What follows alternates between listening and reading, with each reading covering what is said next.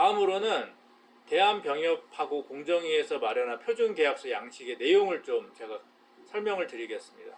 요거는 공정위랑 협의해서 마련한 표준계약서이기 때문에 내용에 특별한 불공정함이 있을 수는 없어요.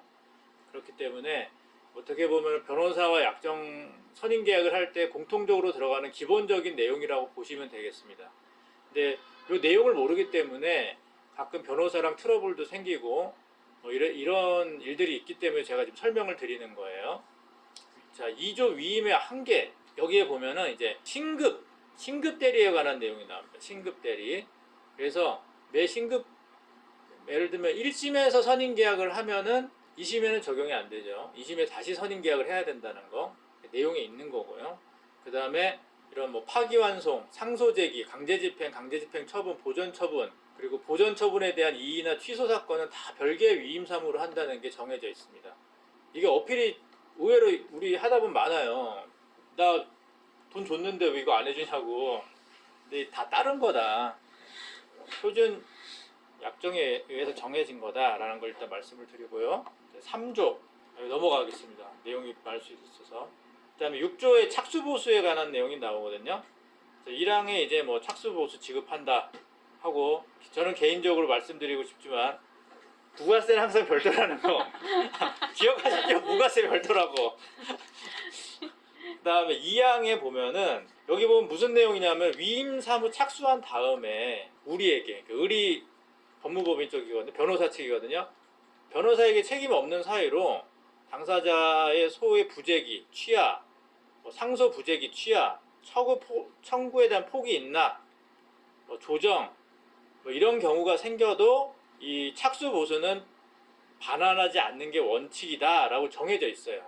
그래서 이거와 관련돼서 이제 종종 트러블 생기는 게, 착수했더니 나 갑자기 이제 소 제기할 일이 없다. 우리는 이미 이제 일에 들어갔는데 돈 돌려달라 그래서, 저도 몇 달 전에 한번 싸운 적 있죠. 그래서 이게 좀 우리 일한 거 이제 공제하고 지금 이제 돌려드리는 걸로 했는데, 어쨌든 그렇다는 거. 3항 보겠습니다. 여기에 위임사무 착수 전이라도, 그러니까 변호사에게 책임 없는 사유로 이제 의뢰인이죠, 갑이 일방적인 위임계약을 해지하거나 하는 경우가 발생했을 때 그 변호사가 입는 손해, 이런 것들은 그 배상 혹은 보상을 해야 된다라는 조항이고요. 4항입니다. 4항. 이게 합의로 위임계약 해지 혹은 변호사의 부득이한 사정으로 해지하는 경우에 그때까지 일한 것은 착수 보수에서 공제하고 반환한다. 이런 내용이 여기 이제 정해져 있습니다. 자, 다음은 이제 7조는 성과보수에 관한 내용이죠. 성과보수. 여기 보시면은 위임사무가 판결, 재판의 화해, 조정 등으로 성공한 때는 성공보수를 지급하기로 한다 해서 전부 승소한 경우에는 얼마, 일부 승소한 경우에는 얼마, 혹은 승소로 얻은 경제적 이익에 얼마, 이렇게 이제 성공보수 약정을 할 수가 있죠.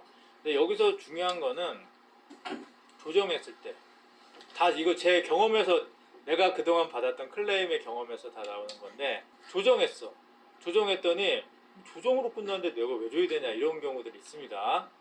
포함된다는 거. 그러니까 제가 이걸 설명드리는 거는 이걸 몰라서 그러시는 것 같아서 제가 설명드리는 거예요. 그 다음에 이제 승소로 간주하는 경우들이 있어요. 변호사가 위임사무를 처리해서 상당한 노력을 투입한 다음에 의뢰인이 갑자기 임의로 청구를 포기하거나 인락하거나 취하하거나 하는 경우들이 있어요. 이 경우는 승소로 간주한다. 따라서 성공보수 청구가 가능하다라는 거고, 두 번째 2항을 보면은 변호사가 소송을 열심히 해서 상대방이 포기하는 거예요. 이거 질 것 같다 해서 청구를 포기하거나 인락하거나 소를 취하거나 상소를 취하는 경우, 이때도 승소한 것으로 간주된다라는 내용입니다. 이게 또 경험이 있습니다. 제가 했더니 딱 겁먹었는지 상대방이 소를 취한 거예요. 그래서 성공보수 달라고 했더니 상대방이 소 취하인데 왜 성공보수 줘야 되냐고, 그런 적이 있다. 그리고 청구 취지 감축도 감축된 부분에서 관하여는 성공한 것으로 본다. 이제 성공보수 관련돼서 3항, 이거 이제 제가 또 행정법 전문이지 않습니까? 소송해가지고 그 대상 행정처분이 직권치거나 취소되거나 경정처분된 경우도 이제 승소로 간주한다, 이런 내용이고요. 그 다음에 이제 4항이 뭐냐면은 변호사가 상당한 노력을 투입했는데 의뢰인이 갑자기 위임 계약을 해지하겠다라고 하거나 이 구조가 이제 반복적으로 나오는데 이게 뭐냐면 허위 고지를 해가지고 사실에 관하거나 이런 것들을 허위 고지했을 때 해지권이 있거든요. 변호사한테 그 경우에 해당했을 때 승소로 간주할 수 있다라는 겁니다. 이제 반복해서 말씀드리지만 이거는 공정이랑 협의대에서 마련된 표준 계약서이기 때문에 그 불공정한 것이 아니다라는 걸 말씀드리고요. 비용 부담에 관한 게 있습니다. 내용이 보면은 인지대 송달료 감정료 등은 실비로 의뢰인이 부담하는 겁니다. 착수보수와는 별도로. 여기에 대해서도 우리 할 말이 많아요. 특히 여기 있는 최 과장님 말씀 맞죠? 네, 일주일에 한 통 이상은 그 통화하는 것 같아요. 그쵸? 그래서 그런 내용이 있다라는 거. 인지대 송달료 감정료 별도다. 기억해라. 반말이 나왔네. 죄송합니다. 예. 그 다음에 계약 해지. 이게 아까 이제 구조회인데 의뢰인이 뭐 예를 들면은 자료를 뭐 달라고 했는데 안 줘. 협조를 안 해줘. 혹은 소송 내용에 관해서 변호사한테 해준 내용이 거짓말이었어. 의도하던 하지 않았던. 그러면 변호사 계약을 해지할 수 있습니다. 그래서 변호사한테는 항상 사실을 말해줘야 되는 거예요. 그리고 11조에 보면 보수 지급의 지체에 관한 내용이 나옵니다. 여기 보면은 보수를 지급하지 않거나 지체하면은 변호사는 위임 사무 처리를 중단할 수 있어요.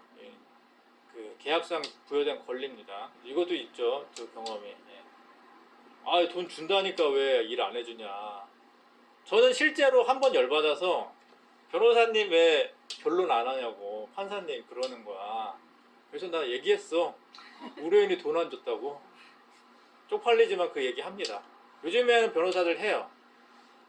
옛날엔 막말로 쪽팔려서 얘기 안 했는데 요즘에 얘기합니다. 그리고 서면 안 내요. 그러니까 인용하시고 자료 보관의 책임에서 여기 보시면 이제 뭐 일이 끝난 다음에 보면 저희도 뒤에 보면 이제 소송 서류가 쫙 있지만은 이제 소송 끝난 다음에 가져가십시오라고 통지한 후에 3개월 내에 다른 표시 없으면 저희가 폐기할 수 있다라는 거죠. 이게 저도 지난주에 전화 받았는데 10년 전에 소송하신 분이거든. 근데 전화가 온 거야. 제 소송 서류 갖고 있냐고. 폐기했죠. 사실은 지금 요거는 적은 거예요. 저희가 사무소 이전하면서 서고에 있는 거를 정말 엄청난 양을 한번 파쇄를 했거든요. 돈 들여가면서. 그러니까 그렇다라는 거 알아주시기 바라겠습니다. 그 다음에 뭐 13조는 뭐 그런 이제 비용들을 지급을 보장하기 위해서 어떤 조치를 할 수 있고 그런 내용입니다. 그리고 14조는 저희가 선임계약할 때 반복적으로 설명하는 거라 이게 뭐 그 도장을 저희가 조각해서 임의로 찍을 수 있어요. 다만 이제 통지 드리죠. 우리가 찍어도 되겠느냐 임의로 조각해서 그런 이제 권한이 있다라는 거죠. 좀 지루한 내용이었어요 오늘은. 근데 이거는 사실은 이렇게 한번 설명을 안 하면 변호사들도 상세하게 잘 몰라. 그래서 한번 제가 그런 차원에서도 설명을 드린 거고 사무직원 분들도 참고하시라고 설명을 드린 거고 변호사 선임 계약하시는 분들도 표준적인 내용에 이런 내용이 들어간다는 걸 아시고 변호사 선임 계약 체결할 때 참고를 하셨으면 좋겠습니다.